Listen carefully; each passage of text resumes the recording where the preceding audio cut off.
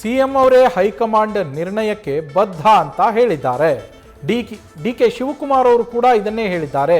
ನಾನು ಅದನ್ನೇ ಹೇಳ್ತೀನಿ, ಹೈಕಮಾಂಡ್ ನಿರ್ಣಯಕ್ಕೆ ಬದ್ಧ ಅಂತ ಹೇಳಿ ಸಚಿವ ಎಂ.ಬಿ. ಪಾಟೀಲ್ ಅವರು ಹೇಳಿರುವಂಥದ್ದು. ನಾಯಕತ್ವ ಬದಲಾವಣೆಯ ಬಗ್ಗೆ ಖರ್ಗೆ ಅವರು ಸ್ಪಷ್ಟನೆಯನ್ನ ಈಗಾಗಲೇ ಕೊಟ್ಟಾಗಿದೆ. ಮೀಟಿಂಗ್ ಇನ್ನೂ ಫಿಕ್ಸ್ ಮಾಡಿಲ್ಲ, ಚರ್ಚೆ ಮಾಡ್ತೀವಿ ಅಂತ ಹೇಳಿದ್ದಾರೆ. ಹೈಕಮಾಂಡ್ ನಿರ್ಣಯಕ್ಕೆ ಬದ್ಧ ಅಂತ ಹೇಳಿ ಸಚಿವ ಎಂ.ಬಿ. ಪಾಟೀಲ್ ಪ್ರತಿಕ್ರಿಯೆ ನೀಡಿರುವಂಥದ್ದು.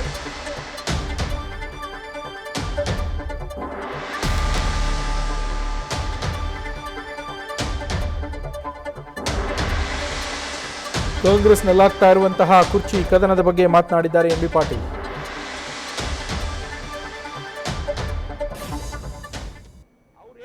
ಮೀಟಿಂಗ್ ನೋಡಿ, ಇನ್ನೂ ಯಾವುದೋ ಮೀಟಿಂಗಕ್ಕೆ ಇದು ಫಿಕ್ಸ್ ಆಗಿಲ್ಲ. ಮೀಟಿಂಗ್ ಫಿಕ್ಸ್ ಆಗ್ತದೆ, ಮೀಟಿಂಗ್ನಲ್ಲಿ ಚರ್ಚೆ ಆಗ್ತದೆ. ಚರ್ಚೆ ಅದರ ಅರ್ಥ ಬದಲಾವಣೆ ಅಂತಲ್ಲ. ಅದು ಮೀಟಿಂಗ್ನಲ್ಲಿ ಚರ್ಚೆ ಆಗಿ ಇಲ್ಲಿಯ ಪರಿಸ್ಥಿತಿಗಳನ್ನ ಇವತ್ತು ಸಹ ಅವಲೋಕನ ಮಾಡ್ತಾರೆ. ಸಿಎಂ ಟೀಮ್ಗೆ ಒಂದು ಟಾನಿಕ್ ಕೊಟ್ಟಂಗೆ ಸರ್. ಯಾರಿಗೆ? ಸಿಎಂ ಅವ್ರ ಟೀಮ್ಗೆ ಖರ್ಗೆ ಅವರು ಹೇಳಿದ ಒಂದು ಪರೋಕ್ಷವಾಗಿ ಬೆಂಬಲ ಕೊಟ್ಟಂಗೆ. ನೋಡಿ, ಒಂದು ಹೇಳ್ತೀನಿ, ಸಿಎಂ ಅವ್ರಿಗೆ ಖುದ್ದಾಗಿ ಹೇಳಿದ್ದಾರೆ. ಹೈಕಮಾಂಡ್ ಏನು ಹೇಳ್ತಾರೆ ಅದು ಅಂತಿಮ ಅಂತ ಹೇಳಿ. ಏನ್ರಿ, ಡಿ.ಕೆ. ಶಿವಕುಮಾರ್ ಅದೇ ಹೇಳಿದಾರೆ, ನಾವು ಅದೇ ಹೇಳ್ತಾ ಇದ್ದೀವಿ. ಎಷ್ಟು ಸಲ ನಿಮ್ಗೆ ಹೇಳ್ಬೇಕು? ನಿಮಗೆ ದಿನ ಅದನ್ನ ಬಿಟ್ಟು ಬೇರೆ ಸುದ್ದಿನೇ ಬೇಕಾಗಿಲ್ಲ.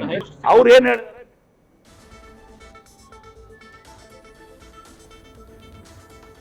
ಕಾಂಗ್ರೆಸ್ನಲ್ಲಿ ಆಗ್ತಾ ಇರುವಂತಹ ಕುರ್ಚಿ ಕದನದ ಬಗ್ಗೆ ಪ್ರತಿಕ್ರಿಯೆ ಕೊಟ್ಟಿರುವಂಥದ್ದು ಸಚಿವ ಎಂ.ಬಿ. ಪಾಟೀಲ್ ಅವರು. ಸಿಎಂ ಅವರು ಹೈಕಮಾಂಡ್ ನಿರ್ಣಯಕ್ಕೆ ಬದ್ಧ ಅಂತ ಹೇಳಿದ್ದಾರೆ.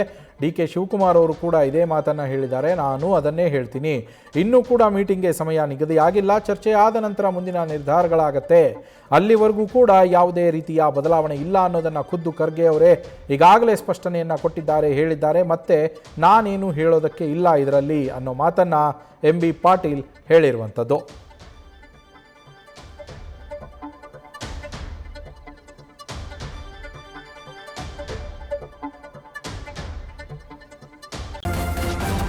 ನ್ಯೂಸ್ ಫಸ್ಟ್, ನಿರ್ಭೀತಿಯಿಂದ ನಿಮ್ಮ ಪರವಾಗಿ.